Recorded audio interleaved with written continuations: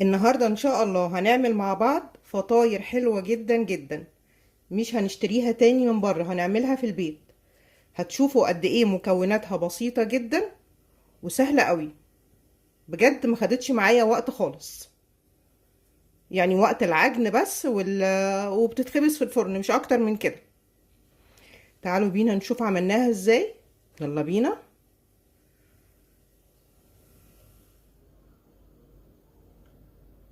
زي ما انتوا شايفين معايا كده، مقاديرنا النهاردة بسيطة جدا جدا.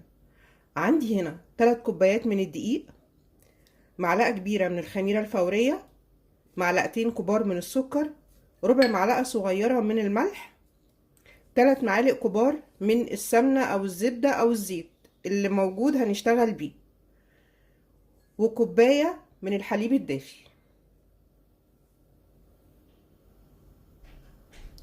في بولة العجن اللي هشتغل فيها هنزل بكل كمية الدقيق اللي عندي 3 كوبايات، وهنزل عليهم بالخميرة الفورية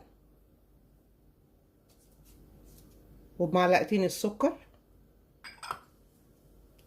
هنخلط بس دول كده الاول مع بعض،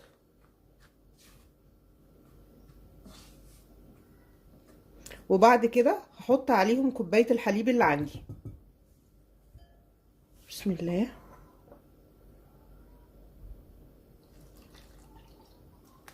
هحطها كلها، ولو احتجت اي سائل وانا شغالة، لو احتجت يعني ان انا ازود السوائل، ممكن ازودها شوية من المية. وهنا اخر حاجة عندي الملح، ربع معلقة صغيرة من الملح. وهبدأ بقى اخلط كل ده كده مع بعضه. نسيت يا جماعة السمنة، معلش. حطيتها على جنب ونسيتها. دول 3 معالق كبار.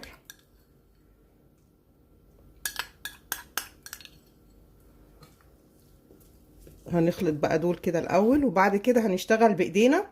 ولو عندنا عجان يعني هنحط كل المكونات دي في العجان ونعجنها مرة واحدة. بعد ما قلبتها شوية بالمعلقة هبدأ بقى اعجنهم بايديا كويس جدا. يعني مدة العجن هنا ممكن تاخد معايا 10 دقايق، اكتر شوية. المهم لازم نعجنها كويس جدا، ومش عايزاها عجينة ملزقة.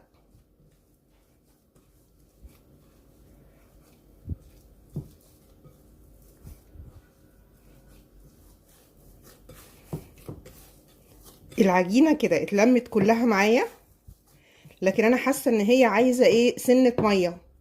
فهعمل ايه، هبل ايديا. بصوا يعني بلة خفيفة خالص، يا دوبك بلاها بس، وهبدأ اضغط كده عليها. وزي ما قلت لكم من دقيق للتاني بيفرق، في دقيق ممكن يحتاج، في دقيق لا. اهم حاجة لازم اعجنها كويس جدا جدا. هي كده اتلمت معايا ومش ملزقة خالص كده. انتوا هتلاقوني بنهج، مش عارفة حاسين بيها ولا لا، لان الجو حر جدا. بس ايه، معلش يعني، هي برضو ايه، مش تاخد معانا وقت طويل قوي يعني. بس كده تمام، اتعجنت معايا كويس جدا اهي. هنا بقى هسيبها، انا مش هخليها تخمر، انا بس هسيبها هنا من غير حتى ولا مع اي مادة دهنية تاني ولا حاجة.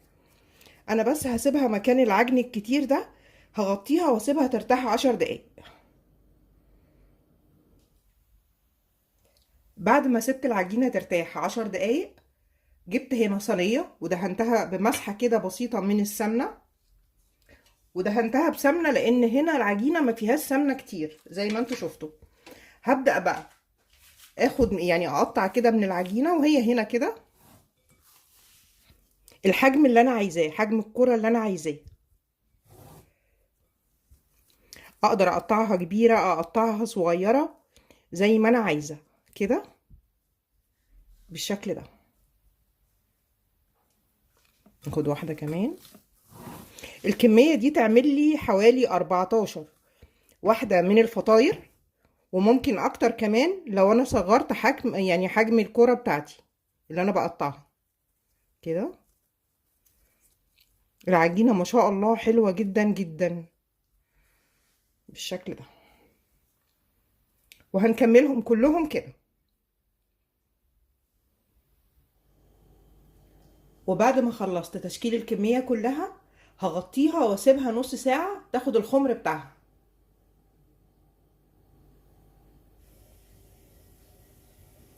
ده كده شكل الفطاير بتاعتنا بعد نص ساعة. قبل ما ابدأ اعمل اي حاجة دلوقتي، هنا باقي خطوة بس اخيرة وخلاص. شغلت الفرن على درجة حرارة 180 علشان اول لما اخلص هدخلهم الفرن على طول. هنيجي بقى هنا عليهم كلهم بالشوكة كده، وهبدأ اعمل اخرام كده بالشكل ده. طبعا زي ما انتم شايفين بيبدأ الخمر اللي فيهم يروح شوية بالشكل ده كده.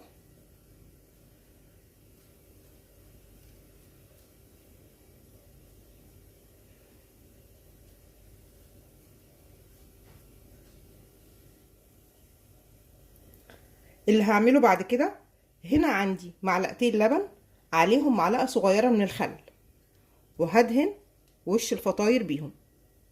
اقلبهم كده بسم الله، مش كتير قوي يعني.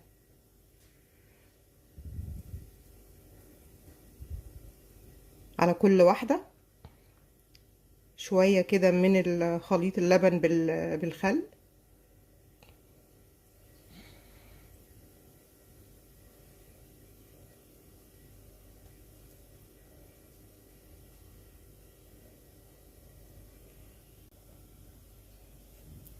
نقدر ندخلهم الفرن زي ما هما كده، او من على الوش بقى انا هحط سمسم وحبة البركة، يعني شوية كده هحط عليهم سمسم،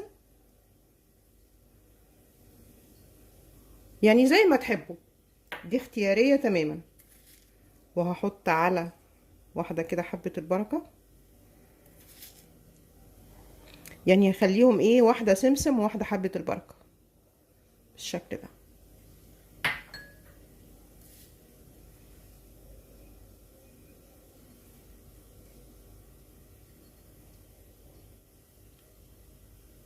هندخل دلوقتي الصينية الفرن، مش هنسيبها تخمر تاني. يلا بينا.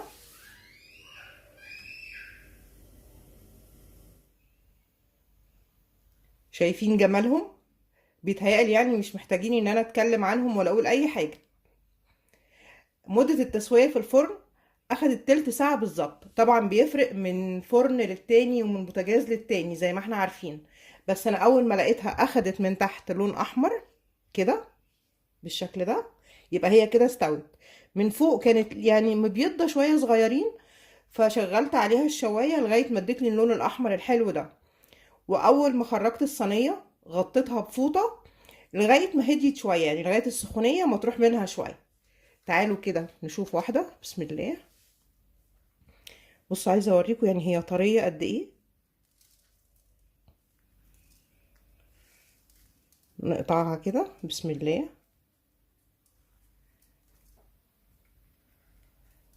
تحفة تحفة تحفة، حلوة جدا جدا. بصوا نقدر كمان نفتحها بسهولة لو عايزين نحط فيها اي حشوة. هايلة هايلة هايلة. دي معلش يا جماعة انا مش قادرة اقاومها، انا هدوقها.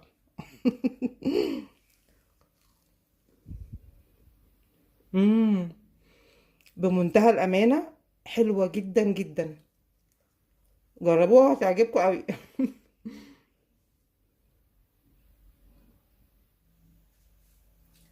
اتمنى ان فيديو النهارده يكون عجبكم، واشوفكم تاني على خير ان شاء الله.